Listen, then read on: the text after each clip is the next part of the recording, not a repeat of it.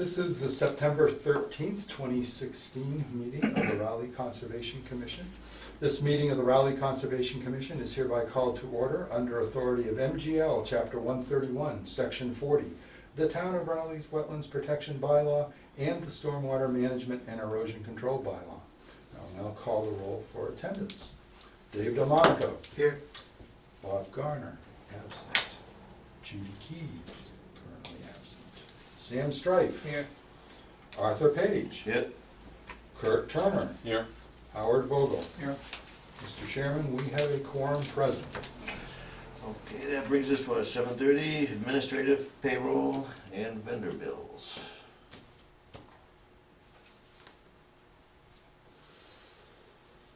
Okay, let's start with...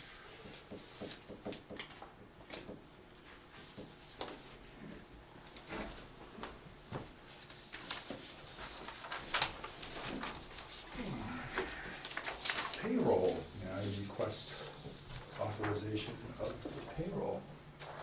And actually, can we take just a brief moment, Mhm. since you're going to be signing now and authorizing payroll for our newest employee, Deborah Cunningham, who is in the audience tonight with her son, who came here so the commissioners can attach a face to her forthcoming good deeds, which is the set of minutes that we will be looking at tonight. First in a long time. I assume these are not the oldest. The oldest for 2016.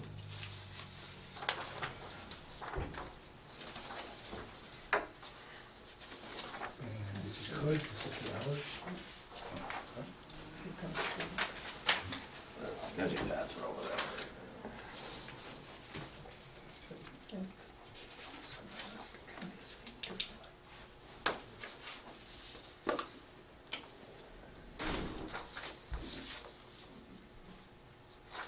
And I am sneaking one reimbursement for postage expense for one of our permit mailings that occurred recently.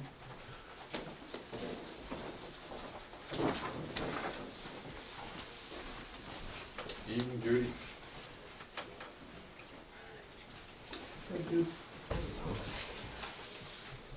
She's already signed it. Oh, yeah, I was wondering. Way I ahead of thought that. that was. Yeah, I was like, nah, that can't be, so I didn't even look at it. I was hearing. She sneaks down midweek. I scooted around on Monday before it dawned on me that we were having a meeting. Oh, yeah, that's true. It did come by my house. I can't remember what day that was, but That was last week. It wasn't this week. that's the way it is these days. And, Mr. Chairman, there's the backup invoice for your perusal for the mail postage expense.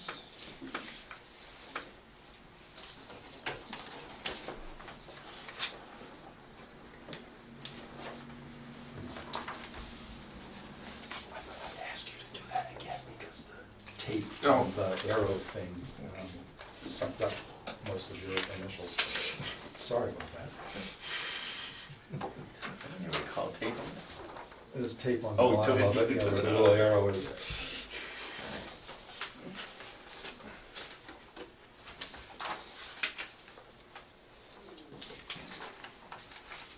Okay, then that will bring us to, I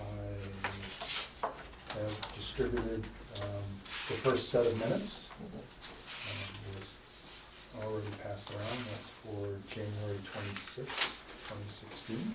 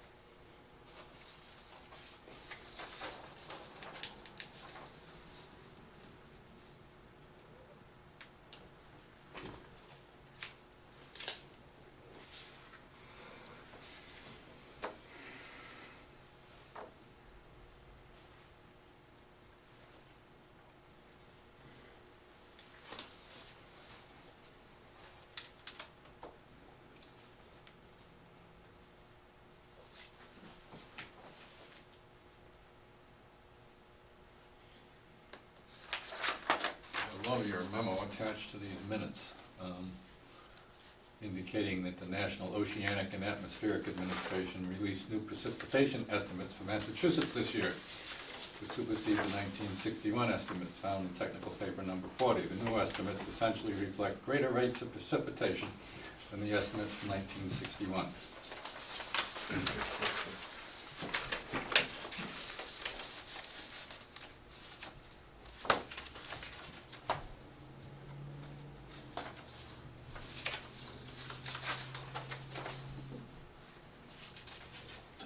We'll take that with a grain of salt. I think so.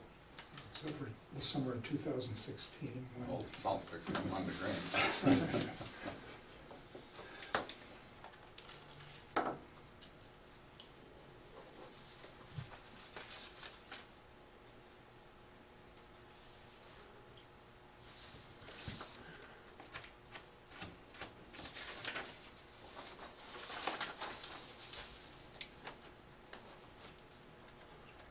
I don't have any suggestions.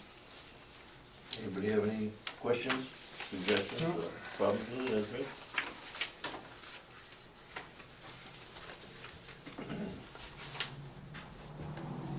So is there a point of clarification? So are we reviewing minutes that, We haven't been up until No, now. we so haven't. Now we So- have the ability to do so. so the plan is that we're to go back and review Yeah. all minutes until we catch up? When did you stop doing that? Fun. Going through the previous minutes, not the last 2 years? We never have. When we have them, we go through them. Yeah, Yeah. okay, yeah, but I mean, And they're- were you doing those up until a couple of years, or? No? No, So it's not Sporadic. 100%. yeah, I can't remember the last time, but it was, Well, it's very, yeah, right. as I was talking to Deborah today, the year that I had to go to updating the open space plan, Yeah, all that All type that of went stuff away. basically got put on hold to do that, since we thought we needed to, well, we intended to have that approved by the state so we could take advantage of a grant for the purchase of the Dodge reservation. That didn't exactly work out, but I did get conditional approval of the open space plan, but that required redirection of administrative effort towards that document, since that was much more encompassing. So it's sporadic. We have varying levels of minutes that have been done for various years, and now with Deborah able to assist me in the office, we're going to focus on Catching up. catching up and getting things done. Good, it makes it good, So, So is the plan then to, The plan is for Have you, those minutes- the plan is for you to offer a motion of acceptance of these now, minutes. but I mean, in the long run, it's, will we have the minutes before the meeting? So we can, yeah. but like- before we get here, right? Yeah. That's Typically, right. that's what happens. Yes, exactly. Taking all my discussion things away from me, I was going to get to that. Oh, okay, I'm just trying to understand. All right, Just call me the rookie here. with that, I'll make a Make a motion. motion? I'll make a Okay. motion to approve the minutes. All in January favor? 26th. Aye. aye. And I think that was a good point you made, Brent, that those could be delivered earlier in the week. Yes, I was going to ask you if you would be amenable to, we're gonna try not to overload you, but we're also going to try to be on a set schedule where we have a certain amount done. I would like to deliver those electronically to you as an attached Exactly. PDF. That would be better. That's So even that you better. can all look at them on your computer, and then when it comes to the meeting, we won't have to do the total read, but if you've encountered anything that you feel either needs clarification or editing or proofing, that can be brought to the surface. We are going to shoot for trying to have a delivery of 3 sets of minutes. For every. Well, again, we're gonna see how it goes, because we also do have other administrative responsibilities through the office, but there is going to be a focused effort on, priority first will be addressing 2016, we'll work some 2015 in there, and then we'll take it from there and see how it goes. So thank you for that, and just briefly, we have a request for Good job, Debbie. We will return, there is another set of minutes to do, but I will request that we address that later on. Good. In the agenda, there's just a moment or two here before we advertise the start of the first agenda item. I would like to briefly convey a request from the Raleigh Water Department in regards to a leaking hydrant, which is located at 435 Haverhill Street, which I have brought up on the screen, and I'll switch it here if I can. Do optometry in a moment, and I guess I'm not going to do that. Never mind. Not do that. This is the location of well number 2. My cursor, if we can see it, is on the well structure house itself. There are 2 hydrants on the property. The hydrant we're concerned of is located approximately where my cursor is right now, along the access drive, in a depressed area that previously had been delineated when we've had filings for this property. It's been delineated as wet meadow, so bordering vegetated wetlands that is right adjacent to the gravel access road. So their work is not within the right-of-way. They don't need a road opening permit from the town to do this because it's not in the road or along the roadway. It is in a regulated area, and therefore suggested consideration of an emergency certification. The requirements of that emergency certification would be that temporary erosion control be installed. I've performed a site visit with one of the operators of the water department and spray painted and marked out on the ground where straw wattle could be installed for them to do the repair. The repair will probably only take a day. In fact, actually, it'll probably only take 3 or 4 hours for them to accomplish unless there's some unknown issue with the actual piping that they have to deal with. But it's been leaking. I think he told me the rate was a gallon. I can't remember whether it was a gallon per hour or a gallon per day. I think it was a gallon per day. And it's in zone 1 also, so both of those are regulated areas, BBW and zone 1. And so my recommendation is that we consider the issuance of a emergency certification to allow the repair with the conditions that are on there for installation of erosion control. Do I hear a So motion? moved. Second. All in favor? Aye. And Art, if you could sign it first, there is a specific line for the chairman. The water just goes back to replenish the well field. Yeah, it's not like, it's not like. Right, yeah, it doesn't disappear, but, It's just above the well, Yeah. so it's. but actually because of the possible consideration of cross-contamination and backflow, they do want to have their piping system watertight, so to speak. Oh, absolutely, yeah. That's going to apply for that.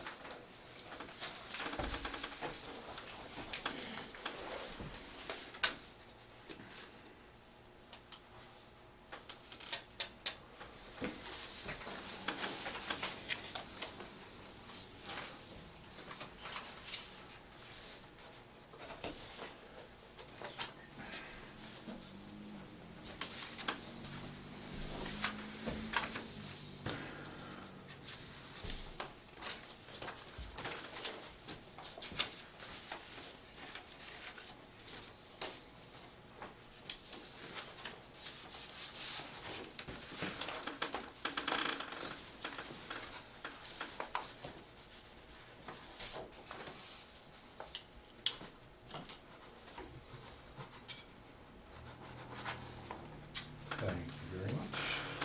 And with that, we'll get to our first agenda item.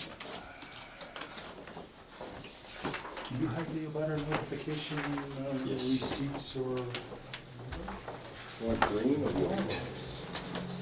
Okay, green and white. Oh, the green. Mr. Chairman, there is the legal notice. Okay, this brings us to 7:45. Legal notice for the Raleigh Conservation Commission in accordance with the Wetland Protection Act, Mass General Law 131, Section 40, as amended by the Town of Raleigh Wetlands Protection Bylaw. Public hearing will be held on Tuesday, September 13, 2016, 7:45, Room 5, Town Hall Annex, located 39 Central Street, to consider the notice of intent for an application filed by Jesse Warren for the proposed construction of a single-family dwelling with driveway, grading, utilities, possibly with a 100-foot buffer zone of bordering vegetated wetlands at 689 Havel Street, map 8, parcel 28, lot 1 in Rowley, Mass. Go ahead, you got it. Hi, I'm Tom Mineta from Thomas Mineta Incorporated, representing Jesse Warren tonight for 689. Oh. Go ahead. 689 Haverhill Street. The property is owned by Kevin and Denise Gilman. This site was previously approved for notice of intent, actually, I think it was second on the agenda for the certificate of compliance, but back in 2007, this lot was submitted to the commission and ultimately approved. We have now, since then, had the wetlands line reestablished. It's been reviewed, and we are submitting a new site plan because everything has expired, obviously, since 2007. We've also submitted to the Board of Health a revised septic plan from the previous submittal.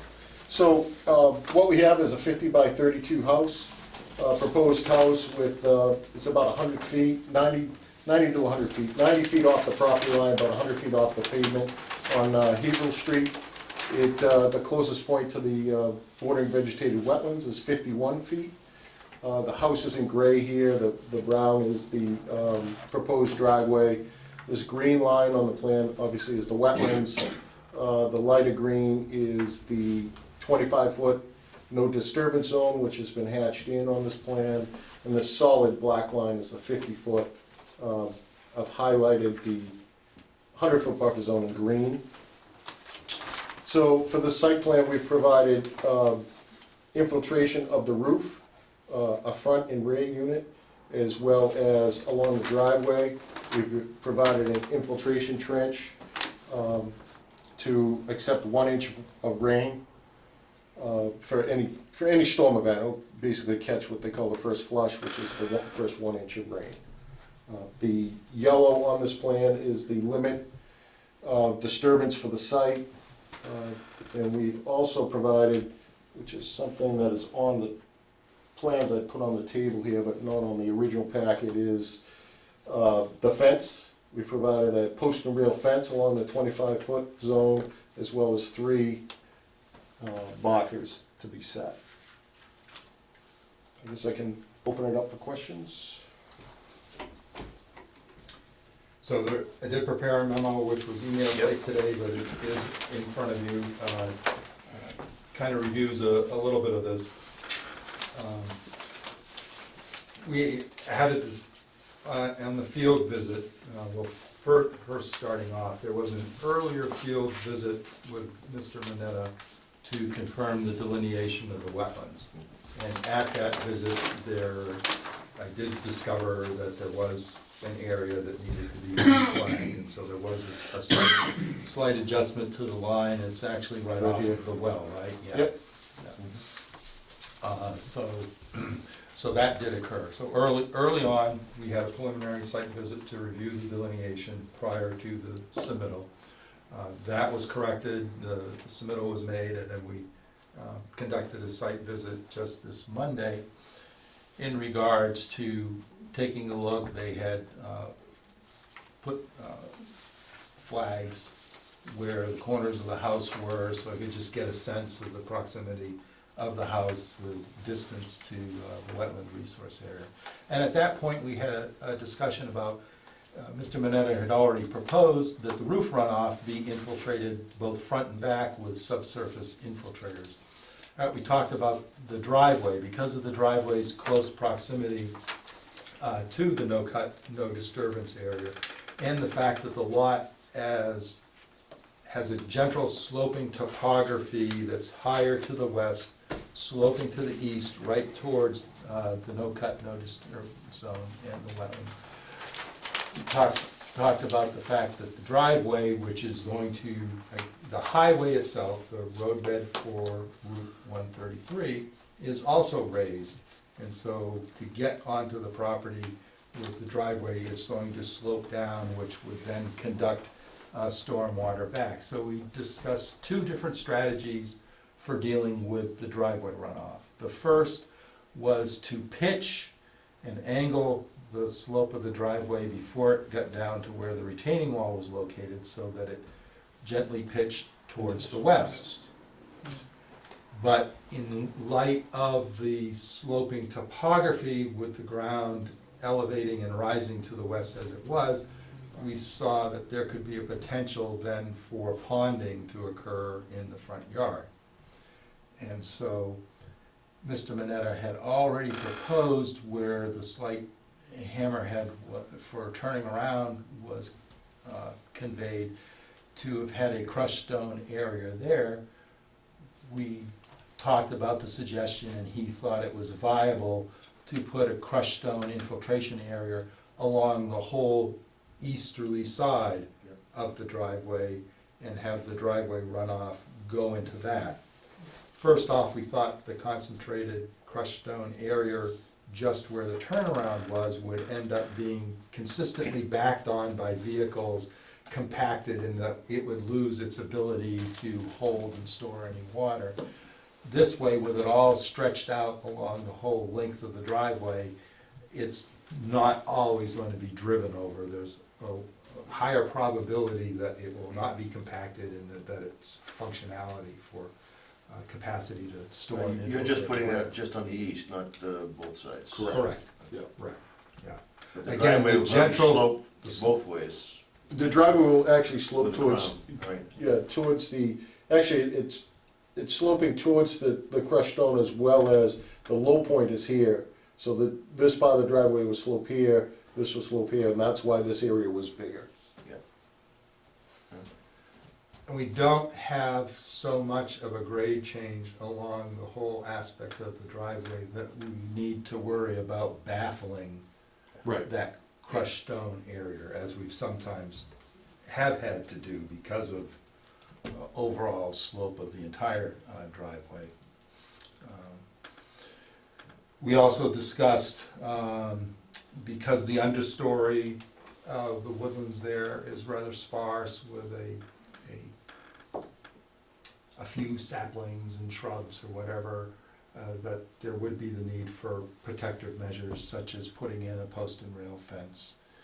And we discussed, because of the configuration of the backyard, to not have it follow the erosion control line, but to have it go into the woods a little bit.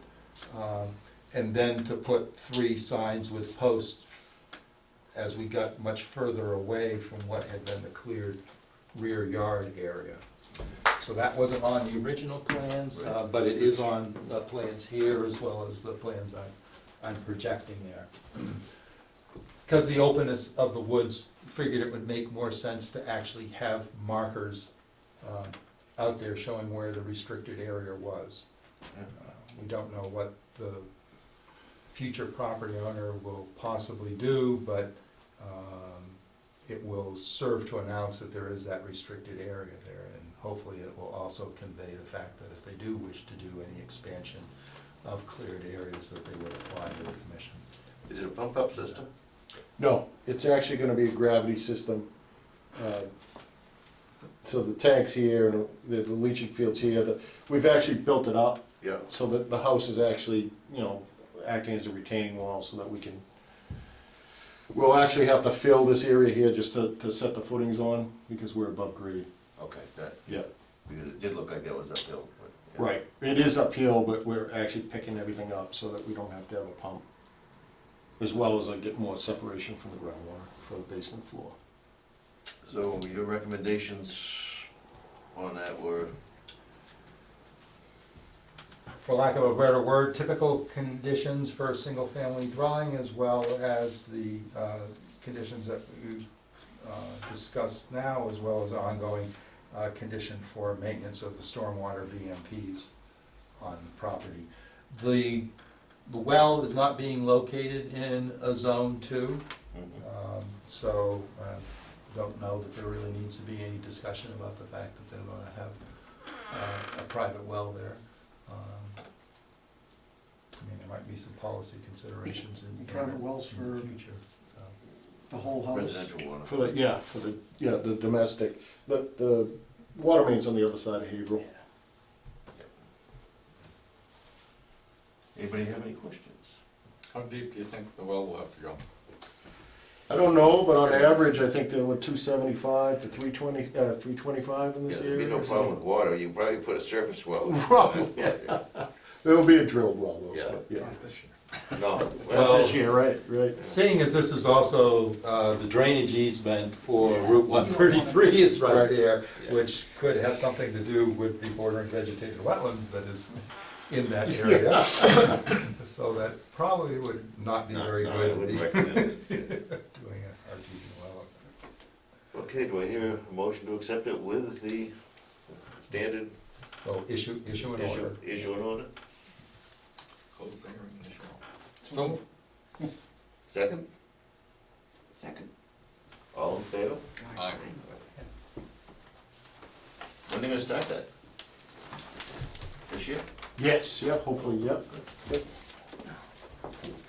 Thank you. Thank you.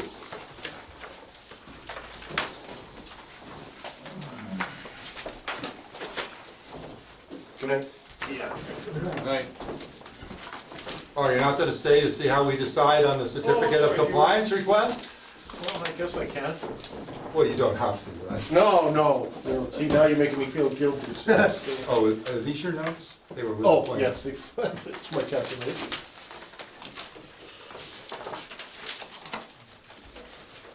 And that is on the same property.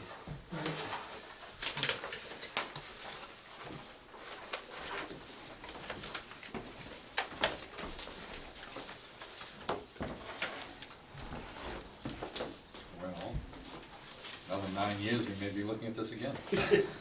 Let's hope not.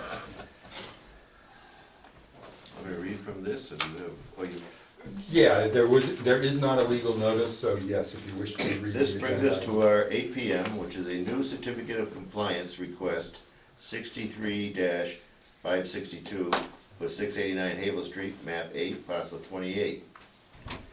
Lot 1, Kevin and Denise Gilman, project never commenced prior to the expiration of the OC.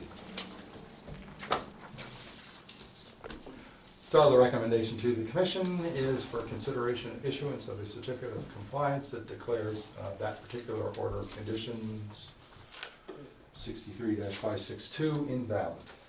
I can tell you from field inspection on the property that no activities were commenced, no clearing, no earth disturbance, nothing. Do I hear a motion? Second. All in favor? Aye. Yes, please. Thank you. Thank you, double bill. Good night. Yeah.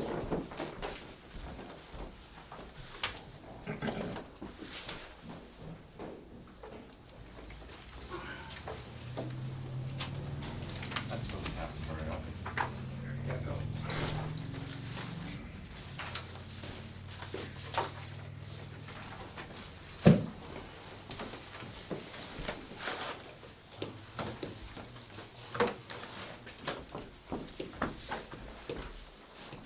I didn't have to put anything in the first memo about the other order, because he took my suggestion right off, and as soon as I said to him, let's get this other one cleared, he sent that right in, so I could put it on the agenda. And I'd have to get involved in explaining to you why we needed to close one out before we could open another one up.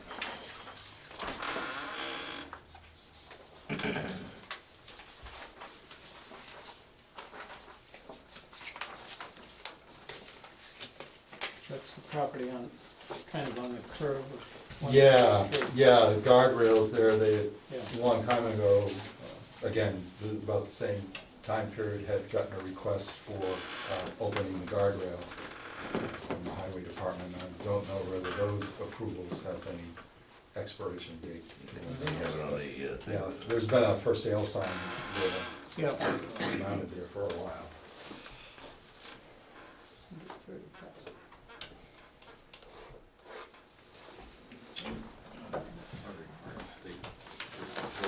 Curb cut. Yeah, it's gonna have to, yeah. Mr. Chairman, the next agenda item, Mr. Young is here, and that is just an administrative item if you wish to. Okay, this brings us to our 810 enforcement order, 759 Main Street, map 34, parcel lot 7. Young requested for compliance for the removal of fill.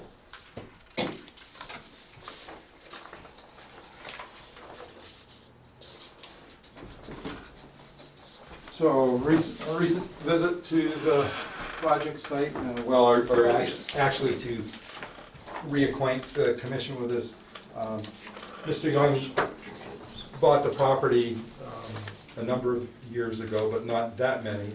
And in doing due diligence in the office and checking with our office, I discovered that there was an enforcement order that had been issued May 10th, 1988 for filling of wetlands.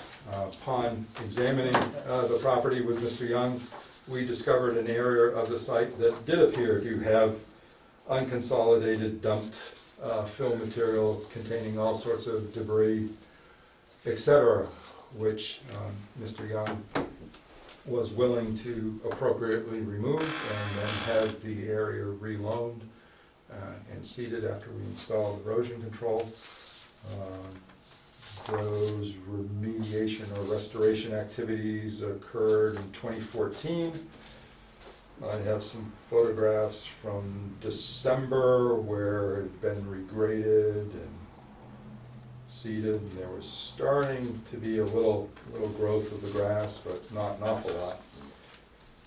And so other things occurred, and Mr. Young recently submitted an application to the Zoning Board of Appeals to see about expanding the structure, kind of a garage that's on the property. And in visiting the property with him, I saw that it had, in spite of the drought, we had good grass coverage. I authorized him to take out the straw wattle, to slit it, spread it around as a mulch, but indicated to him that if he would just submit a request with a couple of pictures of the site, then I would speak to the commission, and I offer the commission a recommendation to direct me to produce a return to compliance letter so that we can Definitely. give that to Mr. Young, and we can close out this successful effort at restoring corner of this property. Now, your land ends right at the marsh, or does it go to the first ditch or so? It goes 100 feet out. Yeah, it's an exact 100-foot square, if I It is. remember correctly. Next time I talk with the marsh, well, it's still under mosquito control, I see that Phragmites are starting to grow there. They are going out fixing marshes, so I will That would be have them wonderful. get in touch with them. So Well, they it's like reopen the ditches, right, so Yeah. that the Well, salt plus water. they spray those Phragmites, I mean, they Oh, did they- oh, actually yeah. wipe stuff. We had a conversation about that when Mr. Bezak was on my property, so that would be wonderful. Yeah. Looks very nice, I went by there the other I day. appreciate that, thank It's you very nice to much. see it all cleaned up. Thank you very much. Yes, so they get this, yeah, do I hear a motion to, So moved. Second. all in favor? Aye. Good. Thank you. Okay, so draft up and send out that letter.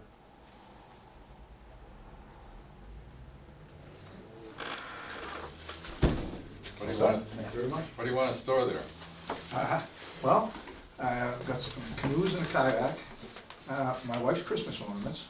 I don't own a garage, so everything that you could possibly You get used to have a into. storage container or something, didn't you? I never had anything on that No, property. not on that property, but you. I have when two you first storage bought it, units yeah. that I rent Yeah. for those type of things that Yeah. I'd like to be rid of. Yeah, And so that's my hope, is that that will, what will come in the end. But Yeah. everything that you can store anywhere, Put it there. from tools to what have you. So you're going to build between the existing barn and out towards the road? Not closer to the road, no. The building that is there is approximately 19 by 19. I'm making a request for 24 by 24, so 6 feet as you're looking at the building to the left and 6 feet further back. And when Mr. Bezak and I were at the property and did our measurements, that seems to be we've met the requirements. Do you have electricity there? There isn't presently, but there's a pole that Yeah, abuts they my used to, when I was property. the Shuckin' House, there was electricity. They must Yeah. have cut it or whatever. I'll have electricity at some point, but there's no electricity there now. Very good. Thank you. Well, that brings us to status reports. You reckon? Right. So, there's a couple more items than are actually on here, but we'll start with 510 Newburyport Turnpike. And the reason I put this on here for an update is to let the commission know, and you may have seen an email from earlier today. So an order of conditions was issued for Central Street, the Country Gardens solar project. They contacted the commission office last week, and I believe I spoke to both Chairman Page and Vice Chair Turner.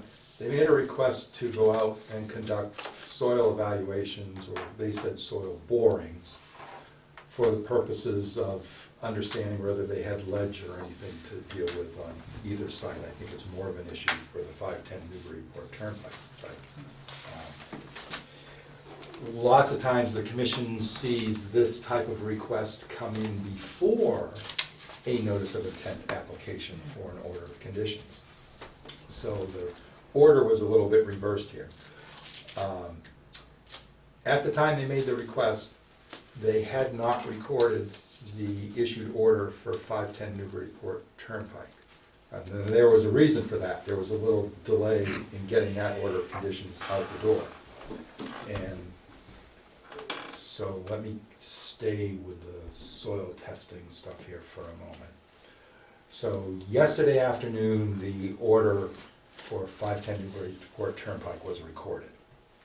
So this morning, they started up on Central Street, and I received an immediate complaint from consultant for one of the abutters.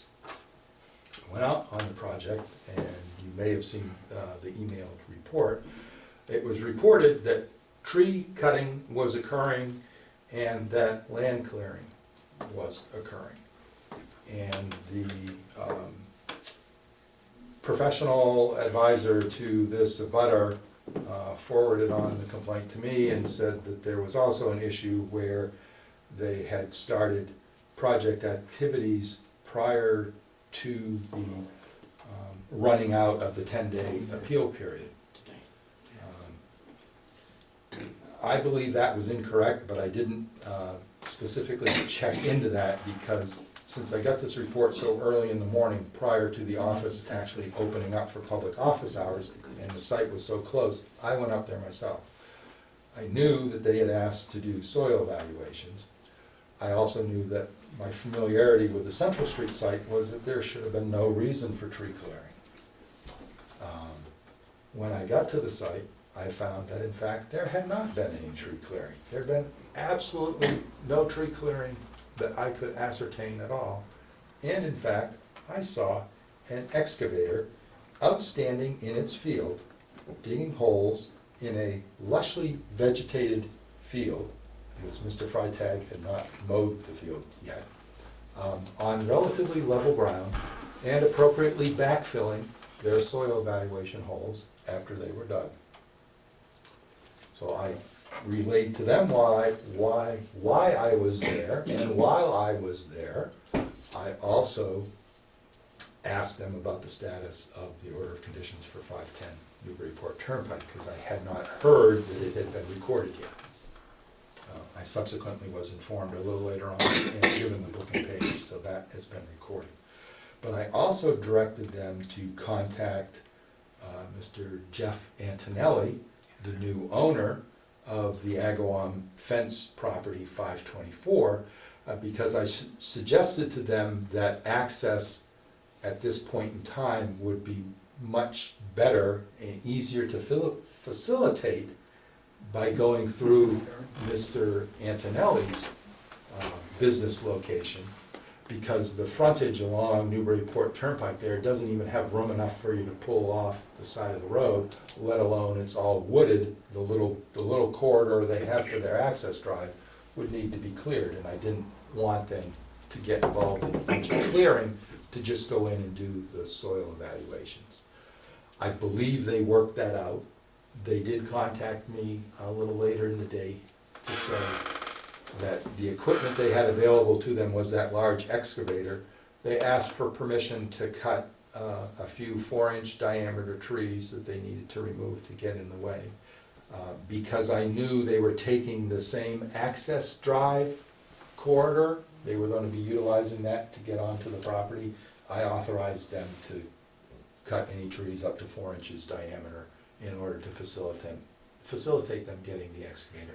They said it was going to be less than a handful because the woods is relatively open out there. So they didn't even anticipate it would be anything more than 3 or 4 trees to get out there. So that brings you to sort of the current status. The reason for the delay in the issuance of the order of conditions, the commission may recall that this was the property where the applicant made a waiver request to the commission of the wetlands bylaw fee, and they asked the commission to consider the grant of an easement in lieu of them paying the wetlands bylaw fee. That grant of easement was going to cover roughly 10 acres of regulated 200-foot riverfront area that would be directly adjacent to previously conserved conservation area that is in the custody and care of the town of Raleigh through the Conservation Commission. And so the commission voted to accept that grant of easement. Town council and I, with the council of Brightergy, had worked out and had come to an understanding of an acceptable document for the easement, and we were about to possibly proceed with that when the property owner apparently expressed some reservations about signing that grant of easement because of, again, this was communicated to me through Brightergy's legal counsel, so I didn't have a direct communication, but because of the risk that the project might be built, and then there would be this easement on the property. So since I was informed of this at the time that I was actually writing the order of conditions, I was advised and consulted our town council, who advised me to word a contingency in there. Normally it would be unstated. You would not have to state this, because normally we just put a condition in, okay, they've offered either a gift of land, in this case they offered a gift of the grant of easement. And normally I would just put a condition in there saying that the commission had entertained a waiver request and accepted the offer of a grant of easement for whatever the bylaw fee was. In this instance, where there seemed this might not consummate, I was advised to then add language, which is that if the granted easement is not offered to the commission and consummated, that therefore the wetlands bylaw fee would be due and payable prior to earth disturbance or clearing of the property. I added that language solely to cover this unexpected eventuality, and I was advised by town council that that would have been the understanding, but the idea here was to state it in black and white so that there wouldn't have to be any potential litigation. Good idea. So just to let you understand why there was a little slowness in these permits being issued. Who's the property That owner? was one of the reasons. Oh, you weren't asking that. Did the property? Well, it's actually listed as 510 Newburyport Turnpike Realty Realty Trust, Trust. and I believe it's Mr. Moore. Yeah. I think Mr. Moore is the trustee of that trust. So did he eventually agree to the easement? It's still, I think it's gotten worked out, but Before anything happens. This is a- Yeah. See, this is all stuff So that. they can't go in, No. they This is all can't be stu- digging then until, Well, they can do Can they the do test the work. soil? Test Okay, now the important thing to understand is there is a provision in the regulations of the Wetlands Protection Act that will allow an applicant, through review with the commission, to do planning and other work necessary for the planning and design to be done. of the project. Gotcha. Usually that is done before all these plans. Right. Yeah, yeah. And this all the commission, siting and everything this else. commission has a policy of usually requiring a determination of applicability for this, even though the regulations say that it may be allowed. We utilize, there's a nuance in the language there that presumes that the activity is minor and of an inconsequential nature. Well, a soil evaluation lots of times can be either the size of this table and the width, the length of this table and the width of an excavator bucket. And this commission made a decision that that was not an inconsequential minor activity, that in fact, if it doesn't get correctly backfilled, if it isn't stabilized, it can actually have detrimental impacts. And since the buffer zone is a resource area under our bylaw, we have jurisdiction and we can make that interpretation. No one has actually taken us to court on it. I don't know whether that would be successful or not, but it's usually easier for them just to submit a determination. But this is why we wanted the order recorded, because that order of conditions institutes controls and asserts jurisdiction over that property anyway. So my email does actually cite the part of the regulations about doing those soil borings or evaluations, so. Have they So paid this, we're covered both ways, and now that order is recorded, so that language about the waiver and the bylaw fee and the easement is also now recorded. have they paid the application fee on Central? Yes, They have? oh yeah, Oh, they did? oh yeah, that's the only reason that order got issued, yes. Okay.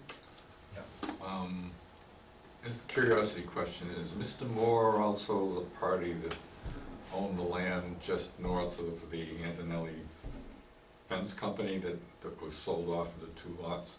I would have to research that, I honestly don't I mean, know. the name sounds familiar, maybe not, but Well, remember, it was a different party that, those two subdivided house lots that we dealt with, that sort of kind of have a common driveway entrance, but really don't have a side-by-side driveway entrance.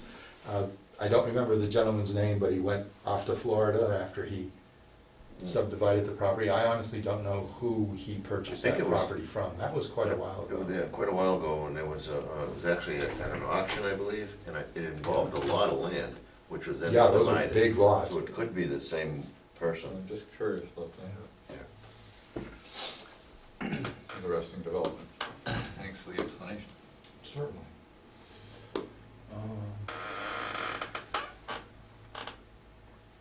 So the next topic under the agenda item, status reports, permits and enforcement, is volunteer efforts in town conservation area, status of Pingree Farm, Hunsley Hills, and Dodge Reservation.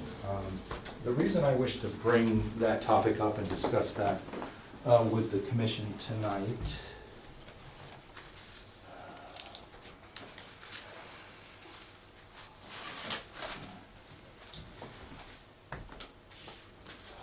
has to do, as I think the commission knows, because I've given you various reports and stuff, that I enjoy volunteering and like volunteering and doing trail maintenance and helping in the management and upgrading public accessibility to our open space properties. I have signed a waiver, and so what I'm doing tonight is I'm seeking the permission and confirmation of the commission that you have full knowledge and awareness that I am actively engaged in an ongoing volunteer effort. I am in many cases joined by my wife, who will also sign a waiver form too. But I just want to make sure that we're all up and up on this because I do utilize the fact that I have keys for the gates. So I do take advantage of a level of access that a normal volunteer wouldn't necessarily have. And I try to always, I always identify myself as being the conservation agent, even though I may not be on actual work time when I meet anybody out there. So there's no misunderstanding as to why I'm out there, how I got out there with a vehicle, those types of things. Because, of course, we normally do have the property restricted from motorized vehicle access. We do have the gates in place specifically to also enforce that restriction. But I wanted to seek the commission's confirmation and acknowledgement that I am engaged in volunteer efforts out there and that I have the full permission of the commission to appropriately utilize my ability to drive in there and do the various efforts. Which is very understandable, and yes, I think we should, everybody should, you know, agree with it, and I believe we do, until we catch you doing donuts out there. That's all. With a Civic? No, it's a good point to bring up, because You know. the town just wanted to make sure that we had full knowledge, and if we have full knowledge, that obviously he's got key access, and I'm sure that if one of us were going to volunteer for something, we'd probably receive a key to go out there to do whatever we needed to get the stuff out there, but. Well, normally coordination goes through me, and our normal protocol is to always have a waiver signed because the town doesn't have insurance. I could become injured out there, my wife could become injured. Any volunteers that I interface with, one of the requirements is for distribution and signing of the liability waivers for, be it an Eagle service project through the Boy Scouts, or when we had volunteer trail clearing days. But again, I just wanted, because sometimes I come and drive out and I go right past a full-fledged softball game in Ayers Park, and my vehicle doesn't have any identifying markings on it or whatever. So I just wanted to make sure that there was a clear understanding and that the commission had full faith and confidence that, and supported, you know, my volunteer efforts out there. Definitely, a win-win for us. No problem, and certainly highly desirable and very, Grateful. yes, grateful in terms of your and your wife's and the volunteers that you managed to attract doing that kind of thing. It's really a great thing for the town. I do hope you have personal coverage in terms of all those things. And I guess this raises another interesting thought. Would you be comfortable having a magnetic sign made, paid by the conservation fees or whatever, for your car that you could put on and take off, indicating that you're the conservation agent for the town? Well, if I'm doing this volunteer, Yeah, see, that's, I would actually prefer not to do that, because then that would blur the lines between whether I'm working and whether I'm not working. No, I understand that, and I'm comfortable with that, but in terms of your other official capacity, you know, if you think a sign like that would aid your, you know, when you drive up to sites and you're in an official capacity, and you could take We'll it get on you a and off volunteer sign. as you wanted to. I actually do have a couple of t-shirts that do say volunteer on them, which lots of times I do wear. I mean, it's just a thought, I just thought of it. Yeah, it's a thought. you haven't had trouble with people during work hours questioning your authority or? While you're there? The only brief incident was one time when I was going in, and folks were gathering for a ball game at Ayers Park, and there are no parking signs over by the swing gate. And because there's no markings on the gravel there, I was going in and there was someone parked right there. And one time I came out and I had a little bit of difficulty getting out. I was going in and the person was parked right in front of the no parking sign, and I did ask them, I said, you do realize there's a no parking sign there? And because I was all in civilian clothes, he said, well, kind of the who wants to know type thing, where I said, well, I happen to be the conservation agent, and it is clearly posted that this is an emergency access and there's no parking there. Well, you don't have a badge and a gun. And I just said, well, it just so happens that I can immediately arrange for a badge and a gun to come over if you'd like I me have to have the telephone which- number of somebody who does which- that. You can walk over. immediately stopped stopped my getting the kind of resistance there.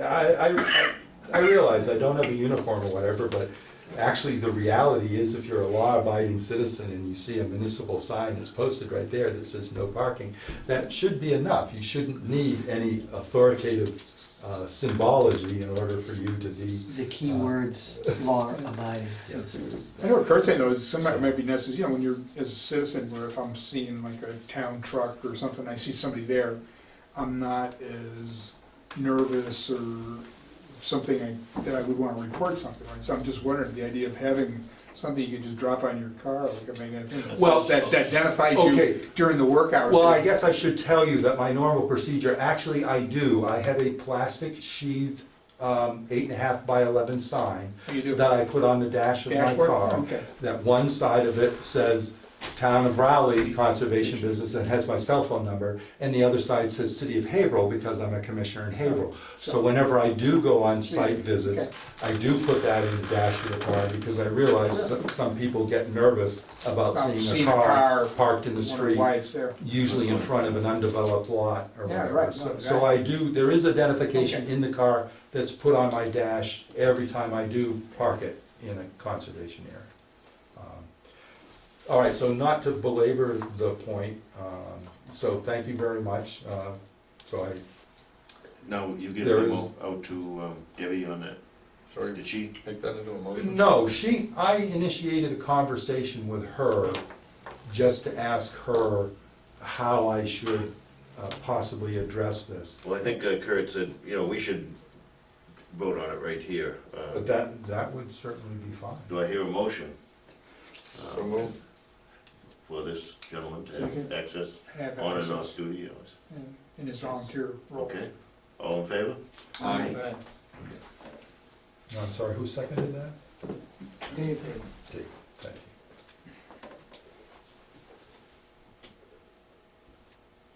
I didn't know if Debbie wanted to get a copy of that? No, I'm the sole initiator of this Okay, because it just dawned on me that there could potentially be this perception when someone sees this, like I said, an unmarked, non-municipal vehicle going down Smith Lane at different times of the day, Friday, Saturday, Sunday sometimes. 90 miles an hour. I just, doing donuts. Yeah.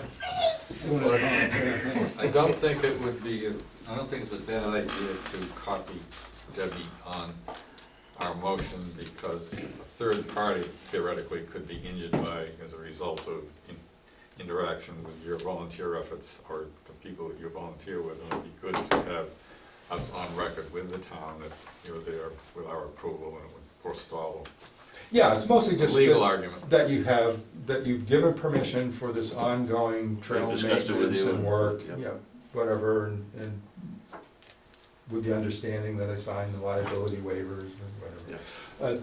So just recently, I redid a bench that is out by the ball field on Dodge Reservation. Someone had uncovered the fact that there were these patio blocks underneath the grass turf out there. They had done a half-hearted exposure of them. I saw it and took a few moments or whatever.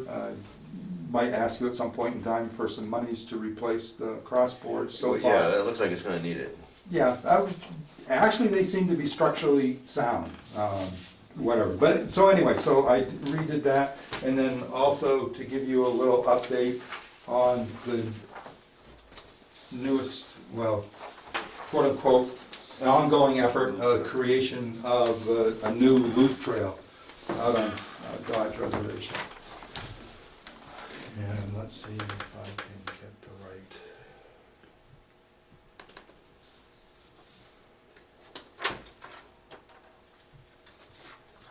That looks like it follows an old trail.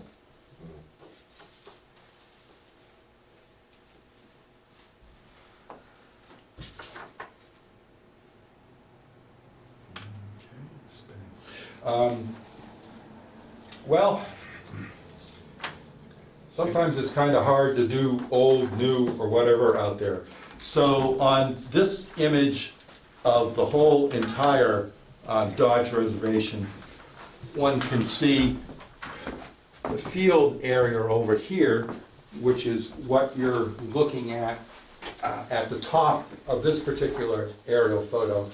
That's right near where the stone foundation for one of the original homesteads out there is located.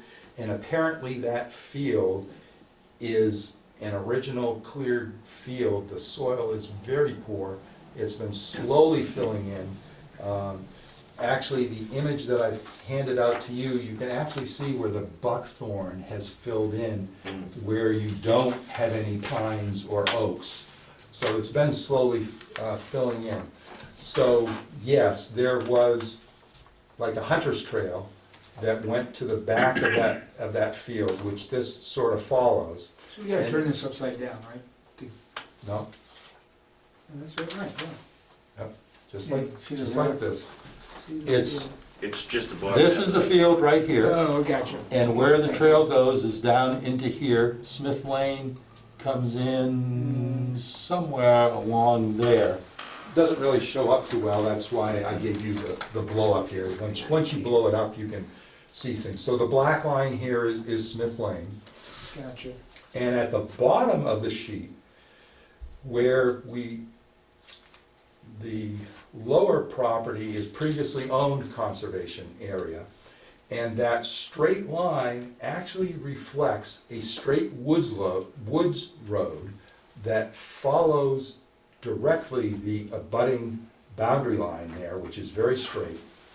And so I had talked to you, I think, over a year ago, another volunteer resident in town who worked with me. We actually cleared, brushed out that woods road. So, and that's a 400 to 500 foot segment. So that was all previously cleared out. And then I did a reconnaissance foray through the woods, avoiding forested wetlands that does that first arc where it comes up. And then the fact that it makes that little corner is because I'm utilizing old skid woods roads that are out there to come over. So the report here is that we've roughly marked out, this is over 1/3 of a mile. It has the potential to be a nice dry loop that brings you around. You go through the field, gives you the opportunity to do a loop and not have to just go in and out on Smith Lane in this section of the property. I've cleared a fairly extensive patch of buckthorn at the back of the field, at the upper portion of this, where there's sort of a dark spot where the pink line makes that downward angle. I've done about 300 feet through some of the thickest buckthorn there because it had filled back in. So, just to give you a status update on what that. So it's not ready yet for prime time. Now I have to go along the woods roads and pull out some of the lower, thinner buckthorn. But there was an old hunting path in there. In fact, that's one of the areas where I removed an installed tree stand out of there. Who owns the land that is to the immediate right here, going into that? That's, what's that? Batch Elder Brook? Yeah, because that's almost landlocked, isn't it? Well, No, so yes. So that is actually another conservation donation that occurred. That is also conserved open space It is. over in there. Yeah, it's I'm gonna come over here. So see this Yeah, that's- arcing boundary? yeah. So this is the former Girl Scout Dodge Reservation. This is a gift of land that came from Schilling Toy, I believe, from the Schillings. So that is also conserved Oh, neat. open space. Wow, that's amazing. That's why I sometimes make the statement that we've protected almost the whole Batchelder Brook River corridor all the way from the intersection with Route 1 Liquors. From that area there, it's All the protected way- all the way down to Weathersfield Street and pretty much, so. This just happens to be, The piece of land here. Yeah, Well- it's fine. early on, this was one of the slides I used in the town meeting presentation when we were first considering purchase of the former Girl Scout property, so it's just a good, it has good contrast. Oh, thank you. And north of there, Well, Howard, State Glass recently donated Yep. the portion on the eastern side of Batchelder Brook. So that's protected on that side. I own on the western side, and that's not conservation land. What about Okay, the signs? yes, okay, we'll segue to that.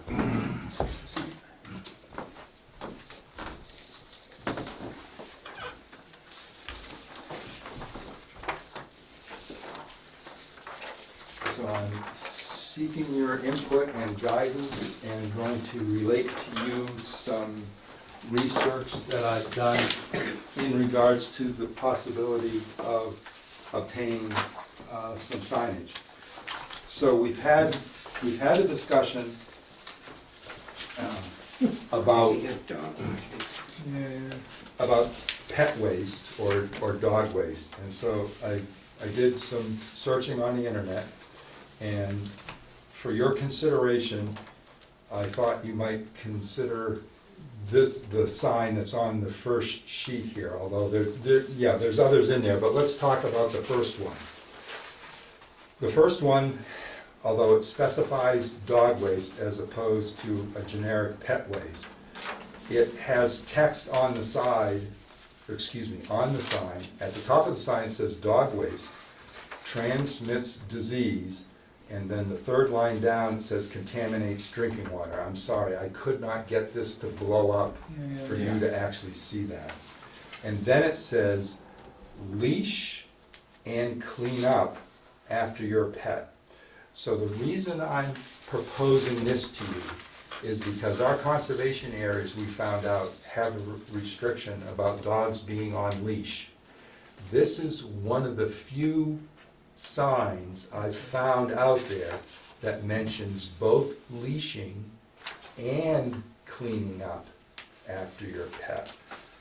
And it also doesn't make any unsupported statements like it's the law or something like that, because it isn't a law yet in the town of Broward. But the commission can adopt it as a provision for one of the rules of use of our conserved open space areas, is that, I mean, obviously, we should advocate for responsible cleanup of pet waste. But this is also one of the few signs that actually gives you the two reasons why it is important to actually clean up pet waste: transmission of disease and the fact that it can contaminate drinking water. So on the leash thing, so it is part of our, it is a rule? It's already a rule on the land management plans for Pingree Farm Conservation Area and for Hunslet Hills. But not- And it was going to be suggested that it also be a rule for Dodge Reservation.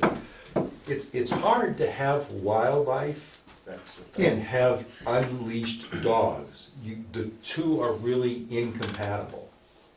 And if you allow horseback riding. And if you allow horseback riding, and I have also heard concerns from a couple of people that I have met on the properties already walking dogs, that they are concerned and they don't want to have encounters with other people who do not have their dogs appropriately restrained, because they might take a disliking to the dog Oh, sure. that they have, or might jump on people, whatever. So I act, and these were unsolicited comments. I didn't ask these people, oh, what do you feel about the possibility of us requiring leashing or anything else like that?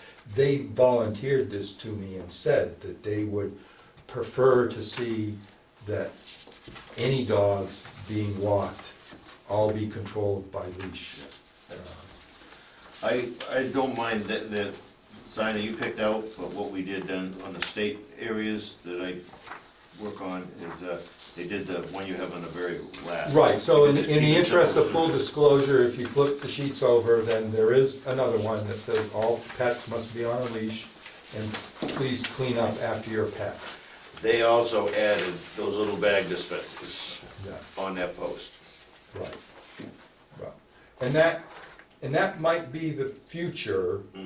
Yeah, Again, for stormwater compliance, there actually, you can, under the permit requirements, we can get credit for having dog way stations, as they call them. but the biggest thing was when they had the disposable, they come in these little things that you can pull down.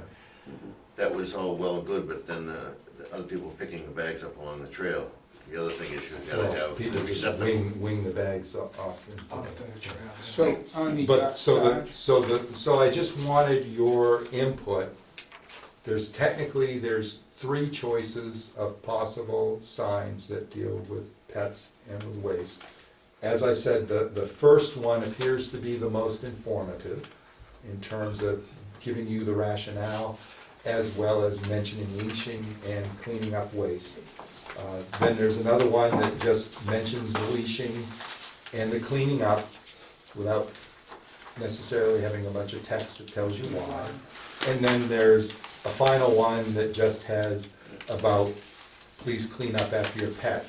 It does show the dog on a leash, but it doesn't mention leashing at all. They're available in different sizes, which is the reason for my preparing this sheet. Now, this is an 11 by 17 piece of paper, so you do have to imagine it being 1 inch wider for the 12 by 16 size.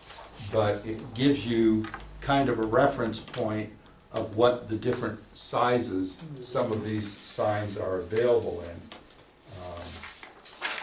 I guess my question If- would be to get the Dodge, before you buy any signs, are you gonna try, on the Dodge reservation, right? You're saying that is not a rule yet. Correct. Well, this wouldn't be a rule, it's voluntary, but it's stated in such a way, at least on the first page, that encourages that. Well, The leashing is. I will be recommending that you folks actually adopt that as No, that's a fine. land. That's what I was wondering, so if we management do that, then these signs would all be on properties where it kind of, that is the rule, you know? rule. Right. Well, mandating it requires that we have to enforce it, and I don't wanna get into that. I think any of these signs work, but. Well, I've it's a conveyed matter to of you, policy. before that you do have the ability to enforce this, and enforcement can be as simple as identifying the person who's doing it, and then when they are encountered doing it a second time, just like anything, you actually have to see this occurring, but when you do see it occurring the second time, we can then documenting it, we can make a request to the police chief, and the police chief can then deliver to that person an order of no trespass, which basically bars them from entering onto the property in the future because they have not been following the rules of the property. So, So that's irrespective of whether there's a bylaw, whether there's fining involved or anything else like that. That's something that you can do right now, this day. It could be implemented that way. But the idea is that we currently do not have any signage about any of this on any of our property. I think it's a good preemptive strike, because we saw it when I was in Lexington, they have this proper, you get these dog walkers, and they're looking for places to go, right? And Yeah. it wasn't the average citizen can be a problem, but usually that's a one-on-one thing. But we were getting situations where you were getting a person coming in with 6, 7 dogs, And, Commercial dog watchers, yeah. and it was a real issue. And so then they did go to putting up signs and all that stuff. So I think, thinking about this ahead of time is a, Most of the residents in the neighborhood where I live who walk their dogs all come with little baggie or the little things on the leash with the little bags and take care of themselves. But there are some people that need to be educated, and if we don't have any signage up educating them, we're not going to see any Change. demonstrable change. So is there some plan or potential plan that you would have the bag dispensers and trash receptacles? Well, at this point in time, I'd like to start with just getting the Yes, signage. signage. I think we And ought I'd like to recommend the 7x9 signage. I believe I can attach that to the pre-existing kiosks at both Boxford Road, Pingree Farm, as well as Hunsley Hills or whatever. And now the selectmen authorized the location for the kiosk for Dodge Reservation, so we will be getting a kiosk there too. But the best way to purchase these signs is to take advantage of the fact that do it in there's some volume. volume pricing, and to anticipate that this is something we're going to roll out and communicate. The highway department will support me by putting in posts where I request them to put in posts. It just seemed to me, right behind Howard, you'll see that we have the larger size sign, that's the 12 by 16, I believe, I think, or actually it might even be larger than that, it might be an 18 or something. That's fine for the parking spaces and stuff, but I think that's pretty You don't need it that big for walking. obnoxious. Right, exactly, and we don't want a whole bunch of signs taking away from the aesthetics of our area. yeah, you're right, that's a, Yeah, so that is That's even that's the 12 by 16. you know, I think a 12 by 9 was too big. Well, no, well, that, like I said, that's why I thought the 7 by 9 size, I thought that was That'll be, yeah. very reasonable. As long as there's a sign up right now, Yeah. that's, we're heading in the right direction. And then if we find that it, you know, we need other things, we'll have to Right. address it in the future. But it will just get the word across that And leashes and, we do have some money in the Hunsley Hills management account, which can be used for management of the conservation area, so I would like authorization, if you think that my first choice sign, the one that has the 4 different manifestations there in the 7 by 9 size, if you would allow me to make a purchase of a number of those to start getting them up. Excuse me. I will so move.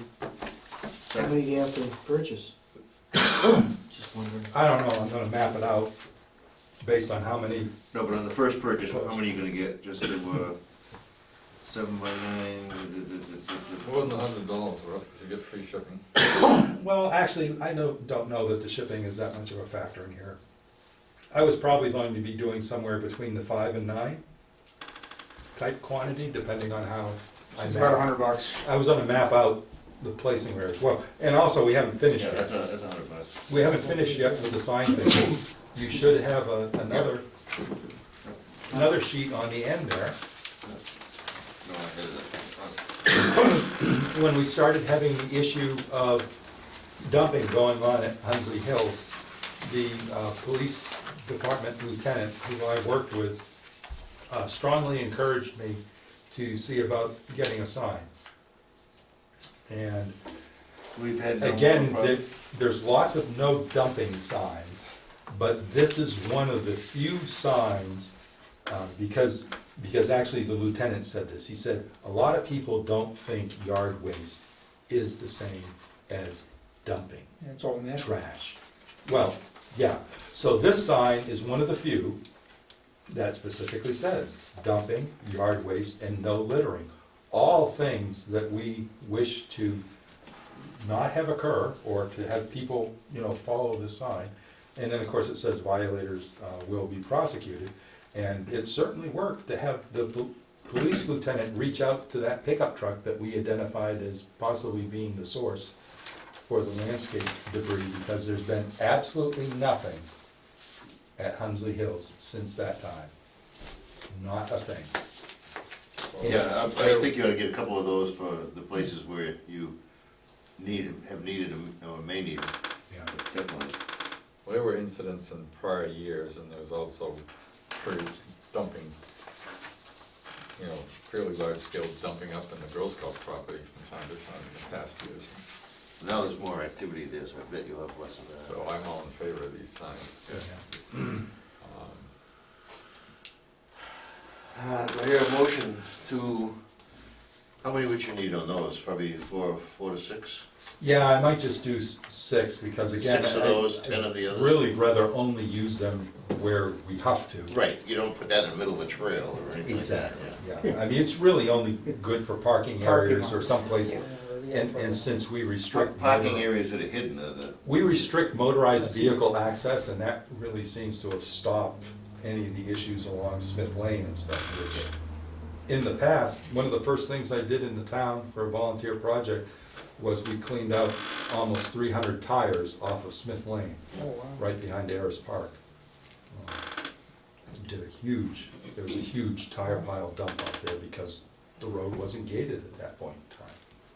Somebody likes to have a bonfire there, Yeah, right down in the parking area, almost within plain sight of the police Yeah. department, so I don't understand that. It's like, are you kidding me? so do I hear a motion for 6 and 10? Those things? Second. All in favor? Aye.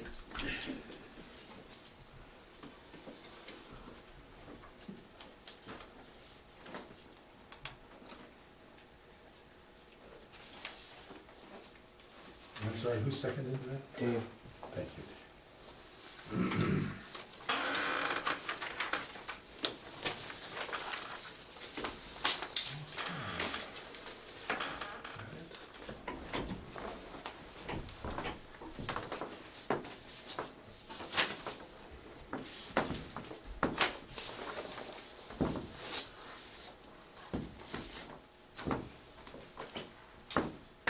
And would you like to finish things with another set of minutes? I was gonna set a record. Yeah, I thought, 509 was feeling pretty damn good there for a while. Why don't we take them home and read them? Take- Yeah, I like to do it. Okay. I'll second that. Okay, that's fine. Good. I'll PDF it. Now, these will be electronic from now on. Yeah, Yeah. Great. yeah. Save a tree. Well, again, anything that you leave gets appropriately recycled here. We don't have anything released to the wild. Do I hear a motion to adjourn this meeting? Second. second. All in favor? Aye. Great.